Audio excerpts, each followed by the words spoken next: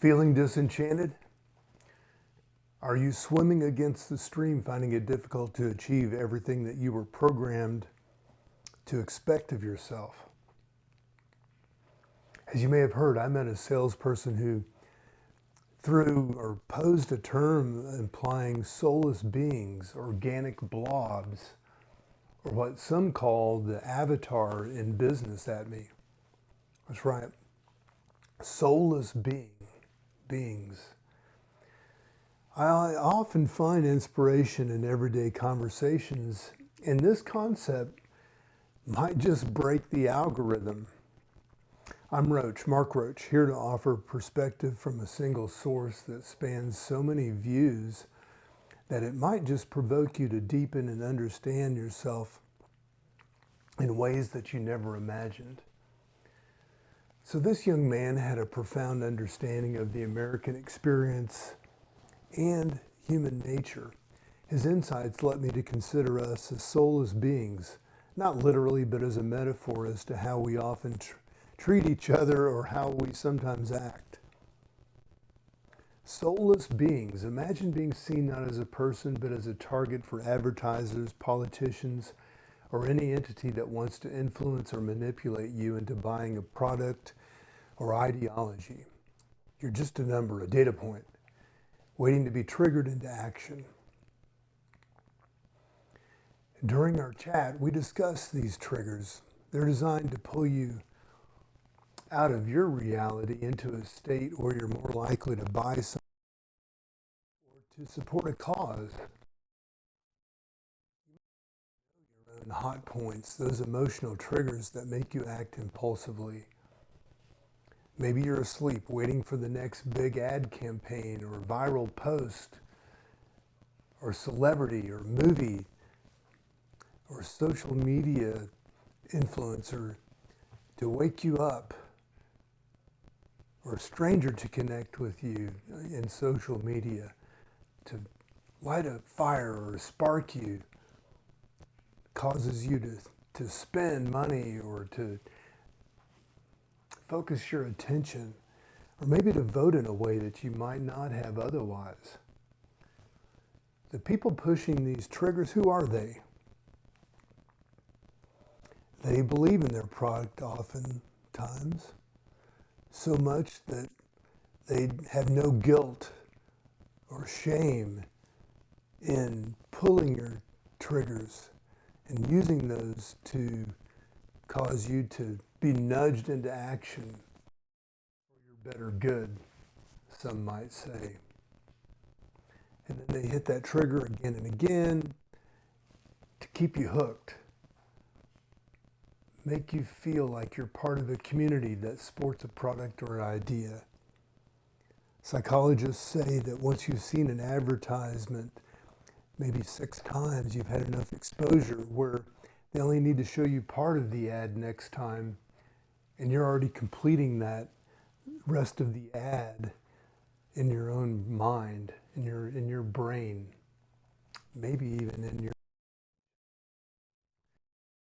Maybe that's good for you, but maybe it's not. If you're not aware of it, maybe you need to, because you're trading your life, your energy for these products and for these ideologies. And you may be at a deeper level hoping they bring you some glimpse of safety or security. In an ideal world, this exchange would be fair. Institutions would generate providing safety and security. But how often does that happen? Do institutions give you a guarantee for your future? We're often at odds with the very systems that meant to protect us, if we even take the time to examine what happens as we interact with these institutions. So here's the deal. Advertisers are in these institutions using these market makers may convince you that that you have needs that you didn't even know you had. So that's where manipulation is at play.